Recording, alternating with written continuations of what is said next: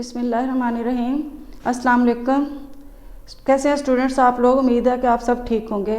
I am Saida, lecturer of computer science. Students, हम ये new lecture शुरू करने से पहले हम कल के लेक्चर का ज़रा ओवरव्यू देख लेते हैं, उसको ज़रा रिव्यू कर लेते हैं कि कल हमने डिस्कस किया था व्हाट इज़ प्रॉब्लम सॉल्विंग, कि प्रॉब्लम सॉल्विंग क्या है। उसमें हमने डिस्कस किया था कि व्हाट इज़ प्रॉब्लम के बारे में हमने देखा कि प्रॉब्लम क्या होता है। फिर प्रॉब्लम सॉल्विंग स्टेप्स फिर हमने देखे।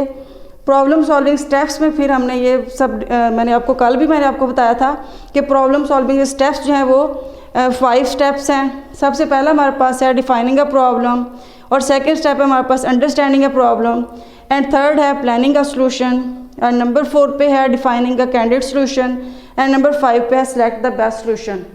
तो ये हमारे पास 5 स्टेप्स हैं किसी भी प्रॉब्लम को सॉल्व करने के लिए। तो कल हमने डिस्कस किया था डिफाइनिंग अ प्रॉब्लम, कि सबसे पहले हमने डिस्कस किया था डिफाइनिंग अ प्रॉब्लम, जिसमें हमने देखा कि प्रॉब्लम क्या है।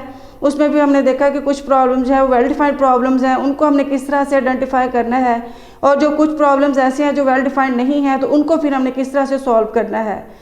तो स्टूडेंट्स, आज का जो हमारा टॉपिक है वो है हमारे पास सेकेंड स्टेप है जो अंडरस्टैंडिंग अ प्रॉब्लम, कि सबसे पहले स्टेप में तो हमने देख लिया, डिफ़ाइन कर लिया कि हमारा प्रॉब्लम क्या है।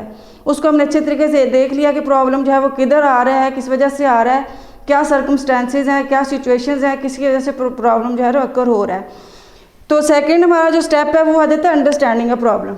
अंडरस्टैंडिंग अ प्रॉब्लम में ये होता है कि हम प्रॉब्लम को अच्छी तरह से समझ लेते हैं कि हमारा प्रॉब्लम जो है वो मतलब उसको अच्छी तरह से हम अंडरस्टैंड कर लेते हैं, उसको एनालाइज करते हैं कि प्रॉब्लम क्या है। तो इसमें देखिए स्टूडेंट्स, जैसे आपने कोई पज़ल है, आपने आप उसमें कोई तस्वीर बनाते हैं, तो उससे पहले आप तस्वीर को देखेंगे, अच्छी तरह से उसको अंडरस्टैंड करेंगे कि हमने पज़ल के ज़रिए कौन सी तस्वीर जो है वो बनानी है, पिक्चर जो है वो बनानी है। तो आप पहले पिक्चर को समझेंगे, उसके बाद फिर आप पज़ल जो है ना वो कंप्लीट करते हैं। तो क्या होता है कि हम जब भी कोई प्रॉब्लम सॉल्व करते हैं तो उससे पहले हमें उसे अंडरस्टैंड करना जो है ना वो हमारे लिए बहुत ज़रूरी होता है। इसी तरह से देखिए, आपने कोई पहेली अगर आपसे पूछी जाती है, बूझनी होती है आपने, तो आप पहले उसको समझेंगे कि इसमें क्या पूछा जा रहा है, फिर ही आप उसका आंसर जो है ना वो दे सकेंगे। इसी तरह से देखिए, अगर हमारे पास मैथ से रिलेटेड कोई प्रॉब्लम आ जाता है कि आपने करना है कि माइनस ए प्लस बी आपने करना है, तो यहाँ ए की कीमत आपके पास 10 है, अगर बी की 5 है तो माइनस ए प्लस बी आपने करना है। तो यहाँ पे आप अंडरस्टैंड करेंगे ना कि आपने इस जो क्वेश्चन है इसको आपने किस तरीके से सॉल्व करना है। तो आपके पास ए की पॉजिटिव वैल्यू है तो पहले आप उसको नेगेटिव करेंगे, फिर उसको आप जो है ना ऐड करेंगे। इसी तरह से देखिए, अगर स्टूडेंट्स आपसे क्वेश्चन पूछा जाए कि एक क्वेश्चन अगर पूछते हैं कि how many bricks are needed to complete a building, कि एक क्वेश्चन है, तो इसमें देखिए डिफरेंट स्टूडेंट्स हैं वो डिफरेंट किस्म के आंसर्स देते हैं। कोई कहेगा कि हम जो है हम अंदाज़ा नहीं लगा सकते कि एक बिल्डिंग को कंप्लीट करने के लिए हमें कितने ब्रिक्स की ज़रूरत है, और डिफरेंट किस्म के आंसर्स जो हैं वो हमें सुनने को मिलेंगे। अब लेकिन उसका आंसर जो क्या है कि हमें एक ही ब्रिक चाहिए बिल्डिंग को कंप्लीट करने के लिए। तो क्या होता है कि जब भी कोई प्रॉब्लम राइज होता है तो उसको हम अच्छे तरीके से पहले उसको अंडरस्टैंड करते हैं कि हमारा प्रॉब्लम जो है वो है क्या चीज़, फिर उसके बाद हम उसको सॉल्व करने की कोशिश करते हैं। तो स्टूडेंट्स, ये जो प्रॉब्लम सॉल्विंग अंडरस्टैंडिंग प्रॉब्लम है उसमें ये 5 W जो है वो ये 5 क्वेश्चंस है, इनका जो आंसर जो हम दे के हम किसी भी प्रॉब्लम को अच्छे तरीके से अंडरस्टैंड कर सकते हैं। तो ये 5 W's क्या है हमारे पास? सबसे पहले आ जाता है व्हाट है क्या, हु जो है वो क्या है कौन, और वाई है क्यों, व्हेन है कब, और वेयर है कहाँ। तो स्टूडेंट्स, ये 5 W's जो है इनको हम इनके आंसर दे के हम किसी भी क्वेश्चन जो है कोई भी प्रॉब्लम जो है उसको हम अंडरस्टैंड कर सकते हैं।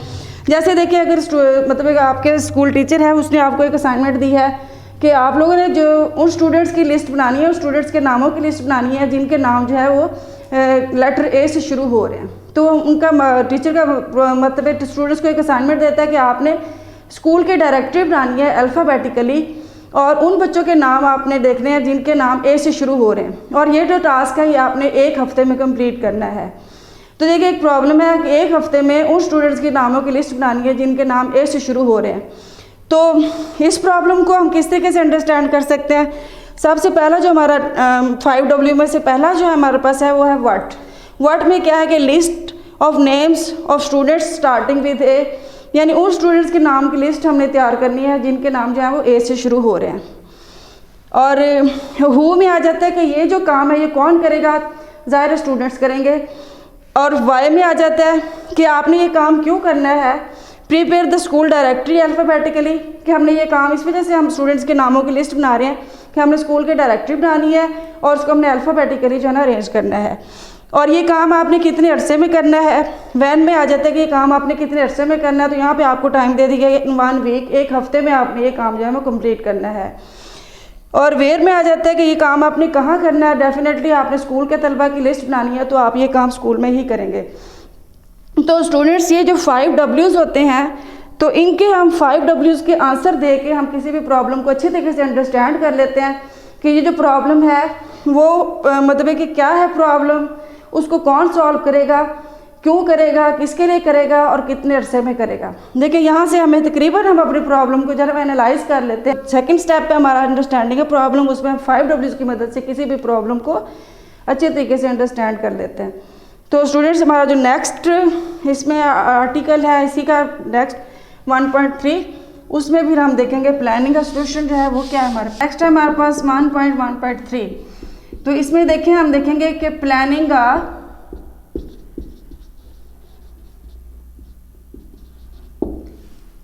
सोल्यूशन, प्लानिंग का सोल्यूशन कि हमने जो सोल्यूशन क्या है उसको प्लान करना है। स्टूडेंट्स देखिए वैसे भी अब अगर हम कोई काम करते हैं तो उसकी हमें प्लानिंग करनी पड़ती है कि इस काम को हम किस तरीके से सॉल्व करेंगे। जैसे अगर सपोज हमने कहीं जाना भी होता है तो हम पूरी प्लानिंग करते हैं कि हमने किस तरह से उसको मतलब किस चीज़ को इस्तेमाल करते हुए जाएंगे, कहाँ जाएंगे, कैसे जाएंगे। मीन्स कि हमने रियल लाइफ में भी अगर हम कोई काम करते हैं तो उसकी हम बाकायदा प्लानिंग करते हैं कि इस काम को हमने किस तरीके से करना है।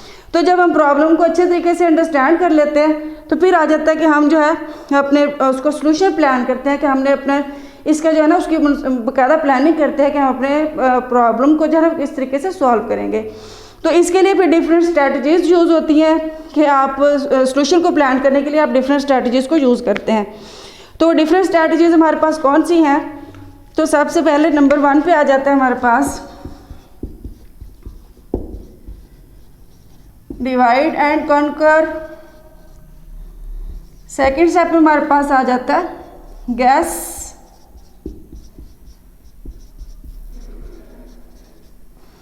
Check and improve. नंबर 3 पे हमारे पास आ जाता है act it out.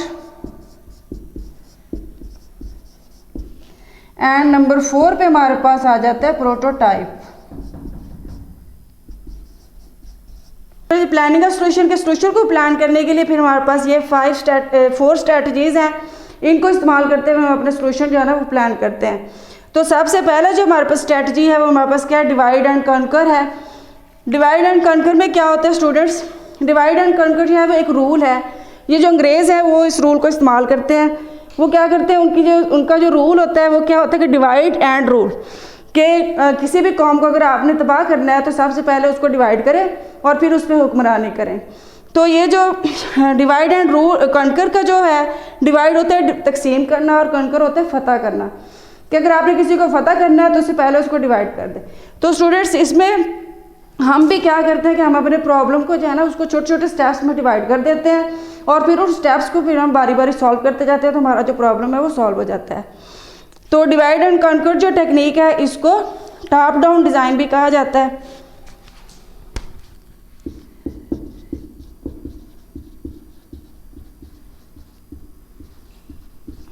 Top down design है, इसमें ये आ जाता है कि हमने कोई भी हमारा प्रॉब्लम है उसको हम स्टेप्स में डिवाइड कर देते हैं और उन स्टेप्स को फिर हम मतलब है कि टॉप डाउन जो है ना उसको हम सॉल्व करने की कोशिश करते हैं कि सबसे पहले जो हमारा स्टेप है उसको सॉल्व करेंगे। इसी तरह से हम बारी बारी तमाम जो स्टेप्स हैं वो सॉल्व करते जाएंगे। जैसे देखिए स्टूडेंट्स आपकी बुक है 9th क्लास की, तो इसको अब आप एकदम से तो नहीं पढ़ सकते।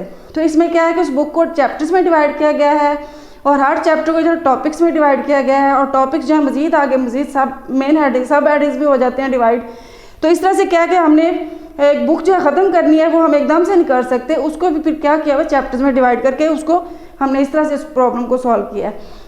तो डिवाइड एंड कॉन्कर में फिर ये आ जाता है कि हमारे पास हम किसी भी बड़े मसले को, किसी भी बड़े प्रॉब्लम को हम छोटे छोटे स्टेप्स में डिवाइड कर देते हैं। नेक्स्ट हमारे पास आ जाता है गैस, चेक एंड इम्प्रूव। तो हमने जो जितने भी स्टेप्स में उसको डिवाइड हम करते हैं एक प्रॉब्लम को, तो हम उसमें फिर अंदाज़ा लगा लेते हैं कि हमारे जो जितने स्टेप्स हमने बनाए हैं वो ठीक हैं या नहीं है, उनको चेक कर लेते हैं। और इम्प्रूव करना वो अपडेट है, वो तो एक इम्प्रूव करना जो होता है वो एक कंटिन्यू प्रोसेस होता है। तो इसमें ये आइटरेटिव होता है, इसमें हमें बार बार इम्प्रूव करना पड़ता है। जैसे देखें हम मोबाइल के जो सॉफ्टवेयर हैं वो डेली अपडेट हमें करने पड़ते हैं। तो क्या होता है, कोई भी हम जब बना लेते हैं कोई सॉफ्टवेयर या कोई भी प्रॉब्लम है, उसको इम्प्रूव करने की जरूरत साथ साथ पड़ती रहती है। फिर आ जाता है हमारे पास तीसरे स्टेप पे आ जाता है कि act it out. Act it out जो है इसे आप टू डू लिस्ट भी कह लेते हैं।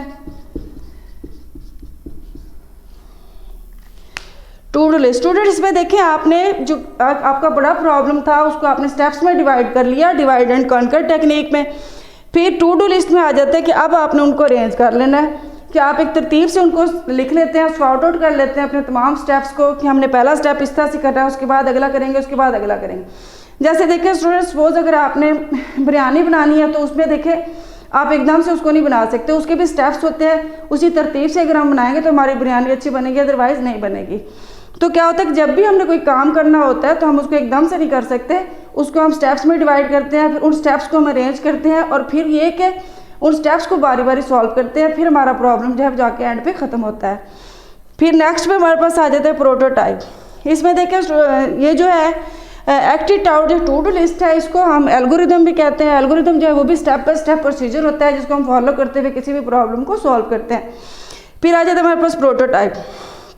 प्रोटोटाइप जो है वो किसी भी प्रॉब्लम की पिक्टोरियल रिप्रेजेंटेशन होती है, ग्राफिकली हम उसको दिखा देते हैं, तस्वीर की शक्ल में हम दिखा देते हैं कि हमारा प्रॉब्लम जो है वो किस तरीके से सॉल्व होगा। प्रोटोटाइप में फिर आ जाते हैं, जैसे देखें आपने सपोज कोई आपको स्टोरी है, स्टोरी बुक है, वहाँ से आप स्टोरी पढ़ते हैं तो आपको इतनी वो स्टोरी जो है जहन में नहीं रहती, तो अगर आप उसकी मूवी देख लेते हैं तो आप उस स्टोरी को अच्छे तरीके से समझ सकते हैं। तो प्रोटोटाइप में क्या होता है कि पिक्टोरियल रिप्रेजेंटेशन है, तो जैसे है कि picture speaks loudly than words, जैसे कल भी मैंने आपको बताया था। तो इसमें ये आ जाता है कि हम किसी भी प्रॉब्लम को जब तस्वीर की शक्ल में दिखा देते हैं उसको हम और अच्छे तरीके से अंडरस्टैंड कर लेते हैं।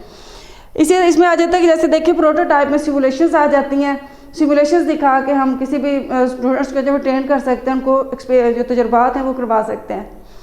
तो स्टूडेंट्स ये हमने आज प्रॉब्लम सॉल्विंग स्टेप्स में हमने उसके 3 जो है वो कंप्लीट कर लिए स्टेप्स। सबसे पहला जो हमारा स्टेप था वो था डिफाइनिंग अ प्रॉब्लम, और जो दूसरा स्टेप था वो था understanding a problem, and third step जो था हमारा प्लानिंग अ सॉल्यूशन। तो अंडरस्टैंडिंग अ प्रॉब्लम हमने डिस्कस किया, अंडरस्टैंडिंग अ प्रॉब्लम में किस तरह से हमने 5 Ws को यूज़ करते हुए हमने उसको प्रॉब्लम को अंडरस्टैंड करने की कोशिश की। इसी तरह जो प्लानिंग अ सॉल्यूशन है, प्लानिंग अ सॉल्यूशन में देखिए हमने 4 स्ट्रैटेजीज़ को डिस्कस किया। तो उसमें सबसे पहले हमारे पास क्या थी, divide and conquer. Divide and conquer क्या है कि तकसीम करो और फतह करो, और इसको टॉप डाउन डिज़ाइन भी कहा जाता है। तो इसमें क्या करते हैं, हम कोई हमारा बड़ा प्रॉब्लम है उसको हम छोटे छोटे स्टेप्स में डिवाइड कर लेते हैं। फिर गैस चेक कैन इम्प्रूव है, हम अंदाज़ा लगा लेते हैं कि हमारे ये जो स्टेप्स हैं वो ठीक हैं, उनको हम चेक कर लेते हैं कोई एरर तो नहीं आ रही, और इम्प्रूव है कि कोई बेहतरी की ज़रूरत है तो उसको हम मज़ीद उसको बेहतर भी बना लेते हैं। इसी तरह से एक्ट इट आउट है कि हम जो है वो फिर टू डू लिस्ट बना लेते हैं, हम उसको अरेंज करके स्टेप्स को लिख लेते हैं कि हमारा सबसे पहले कौन सा स्टेप है, उसके बाद हमने किसको करना है, उसके बाद हमने किसको करना है। तो हम अपने जितने भी स्टेप्स होते हैं उनको सॉर्ट आउट कर लेते हैं। और फिर 4th स्टेप में हमारे पास कहा जाता है प्रोटोटाइप है। प्रोटोटाइप में क्या होता है कि हम कोई भी हमारा जो प्रॉब्लम है उसको पिक्टोरियल शेप में उसको दिखा देते हैं, उसकी ग्राफिकल रिप्रेजेंटेशन देते हैं, उसको देख के इजीली समझा जा सकता है कि ये जो प्रॉब्लम है वो किस तरह से सॉल्व होगा। स्टूडेंट्स, उम्मीद है कि आपको मेरा आज का लेक्चर समझ आया होगा। अगर आपको कोई प्रॉब्लम आ रहा हो तो आप मुझे कमेंट्स करके पूछ सकते हैं। अपना ख्याल रखिएगा, मुझे दुआओं में याद रखिएगा। अल्लाह हाफिज़।